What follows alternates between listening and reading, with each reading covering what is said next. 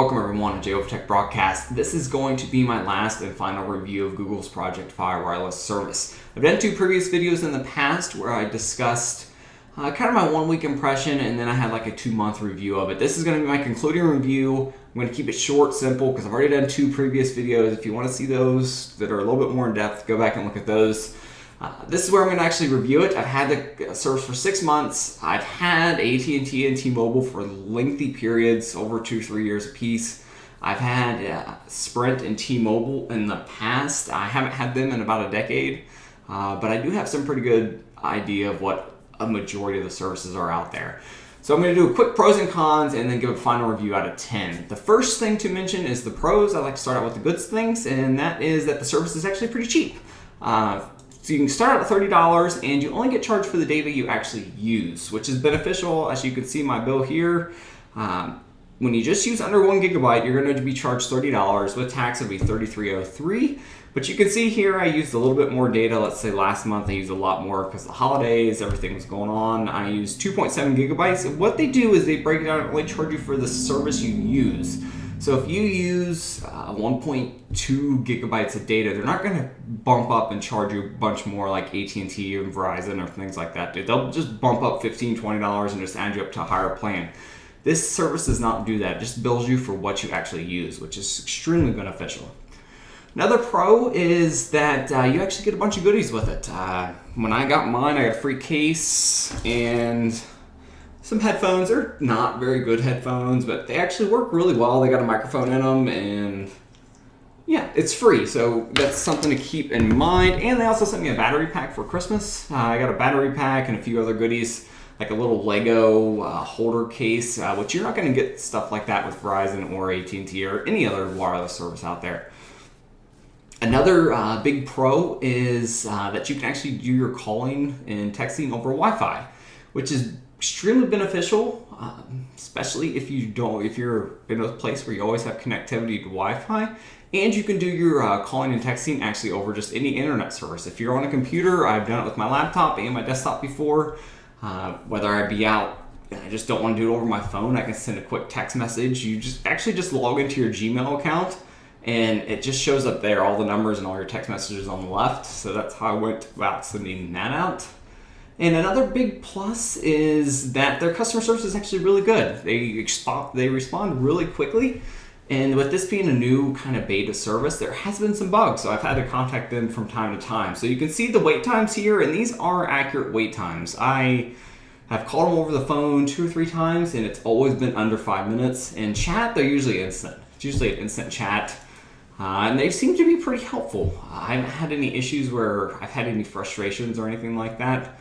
I've had good customer service out of Verizon and AT&T in the past, so I don't know what to really base it on, but their customer service is one of the better ones out there.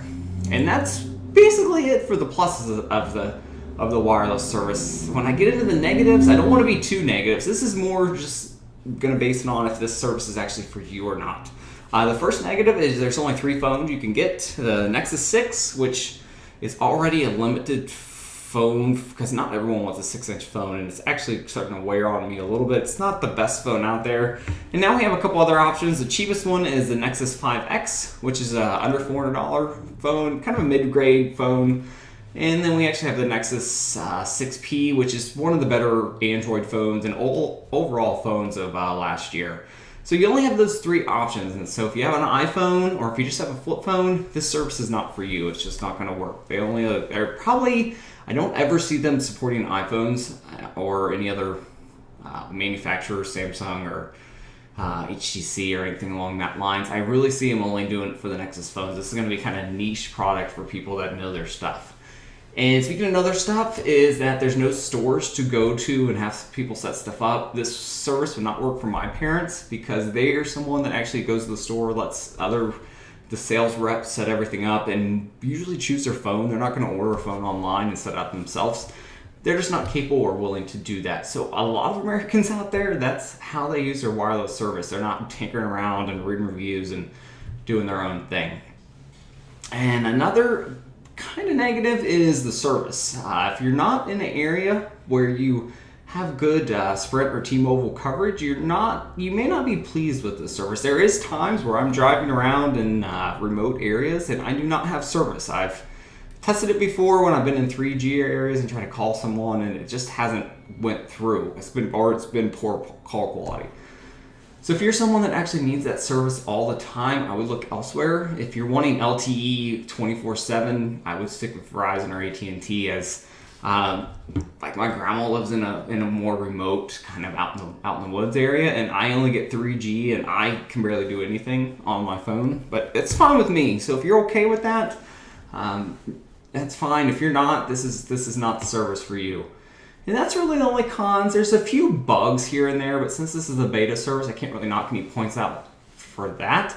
So that's going to give me a total score of 8 out of 10. I could not bump it up any higher. I didn't want to knock it down any lower because, like I said, a lot of these negatives are just because this is a niche product or service that's not going to be for everyone. So that's it. I would recommend it to anyone, especially if you're tech savvy and you want a cheap bill and you're not always worried about being in LTE range.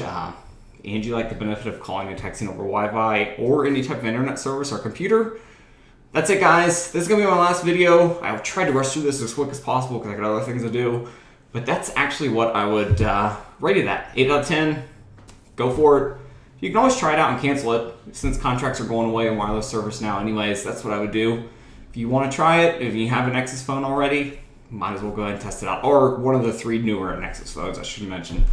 Thanks everyone for watching, and I will see you guys next time. Maybe. Sometimes this isn't closed.